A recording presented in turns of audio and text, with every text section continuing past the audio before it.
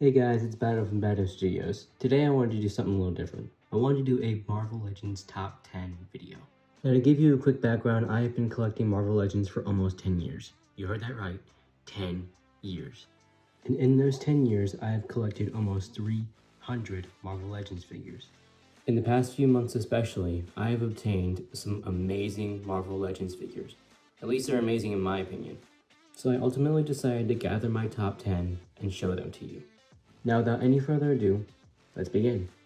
Starting at number 10 is the Avengers Endgame Thanos Build-A-Figure Waves Beta Ray Bill. You might recognize this guy from some of my stop motion videos, but Beta Ray Bill is one of my favorite Marvel characters.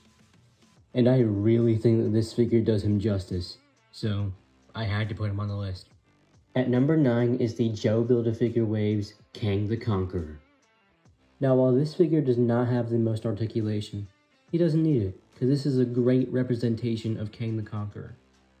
Everything from the helmet to the boots of Kang's armor was adapted so well into this action figure. Now we all know that Kang is the big bad of the multiverse saga in the MCU, but Kang has always been one of my favorite Marvel villains, so he's another must on this list. Coming in at number 8 is the Super Skull Build-A-Figure Waves Doctor Doom. Now I know what you're thinking. Battle, why the hell isn't this guy higher on your list?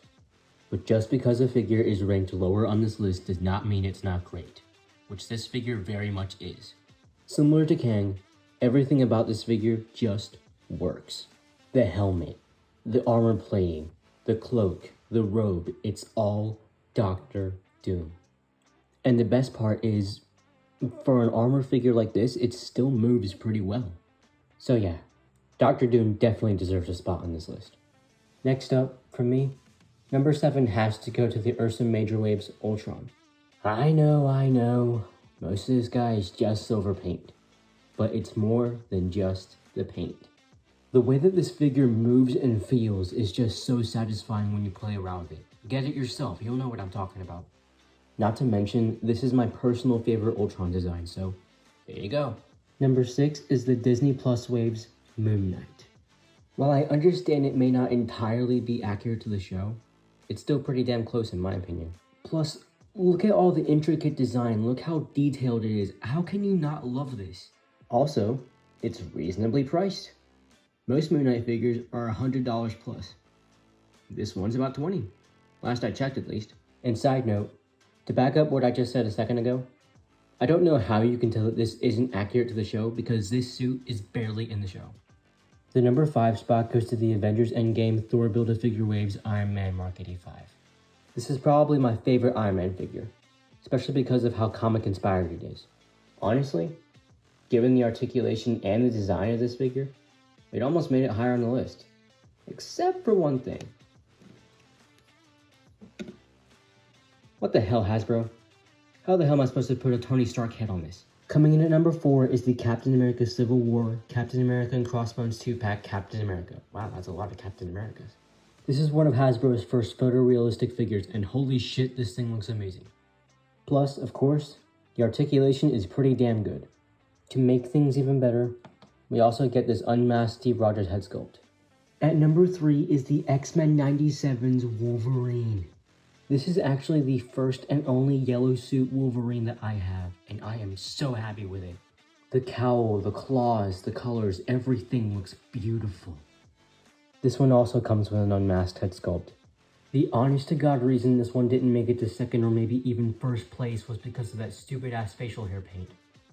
Like, what the hell is that? I'm gonna have to pretend he's got some moles. Number 2 is the M'Baku Build-A-Figure Waves Black Panther. The detail, the articulation, this figure rocks. You can literally see markings in there like that shit ain't easy. This figure actually held my Marvel Legends collection throne for years. Pun intended. But before we get to that, I'd like to throw in some honorable mentions. My first honorable mention is the Fox X-Men series Deadpool. The reasoning behind this is pretty self-explanatory. It's Deadpool, and this figure is sick. The reasons that this figure didn't make it on the list is because some of those accessories don't fit in his hands very well, and those damn guns don't come out of the holsters unless you break them. My second honorable mention is the Miguel O'Hara repaint. This figure is actually pretty new to me. I've only had it for about 7 months at the time of this recording. The only reason this figure didn't make it on the list was because of this.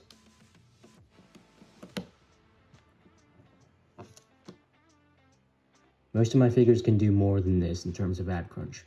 My third and final honorable mention is the Gamerverse Miles Morales. This is another figure I've wanted for a long time, and I finally got it on Christmas 2023. However, mine came with some QC issues. The first one I noticed is that the right shoulder is missing some paint. Yes, it's bothering me that much.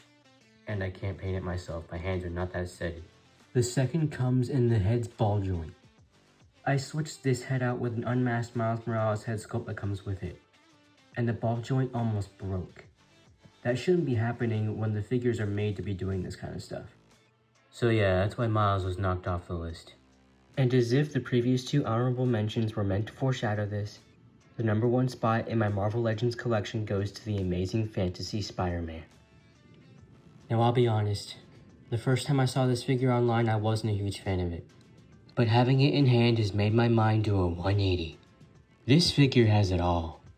The design, the articulation, even the accessories, which by the way, I apologize for not including in this video. But yeah, this is my favorite Spider-Man figure. And don't worry, you'll see him along with some other figures on this list on my channel again. So here are my top 3 Marvel Legends. What did you guys think of this list? Sound off in the comments below. Till next time, peace out.